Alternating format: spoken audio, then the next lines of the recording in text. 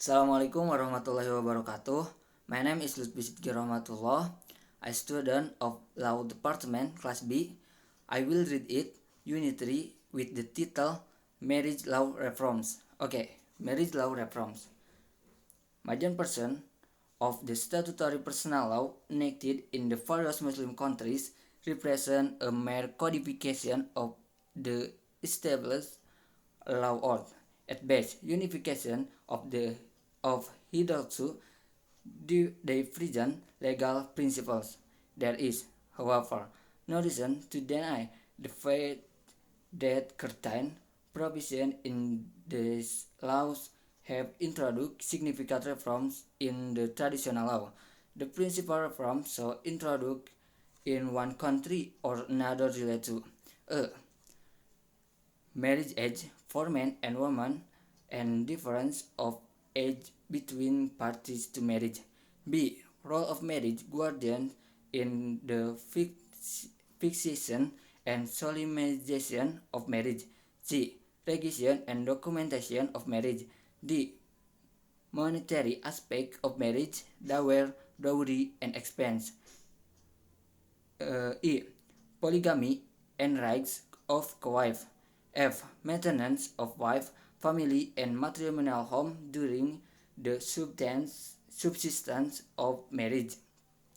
G. Unilateral divorce right of parties to marriage and grounds for judicial divorce. Age. Post-divorce relief for the parties, especially for women. I. Period of gestation and its implication. J. Parents' right relating to custody and guardianship of children, especially of mothers. K. Inheritance rights of certain close relative, surviving spouse, daughters, brother, sister, grandfather, and descendants of predeceased children. L. Cause of the legacy, especially their eligibility to receive a bequest. N. M. Validity, tenure and management of family works. Reform in these areas have been effective. Different reform in different countries. Either under the provision of comprehensive codes or law of personal status or family right, or by way of sporadic legislation. The source material for all, the aforementioned reform have been located by the jurists and the legislator of the Muslim world in the depth, difference, flexibility, and richness of the legal principle within the vast framework of the Sharia. It's nobody case in the Muslim states, including Turkey, that personal law has been codified and reformed merely to modernize or westernize the law. Nor have their architect, advocate, and exponents ever quote annually an Islamic source of any of these reforms. The motive behind and the object of all these legislative active have been extolled by the reforms.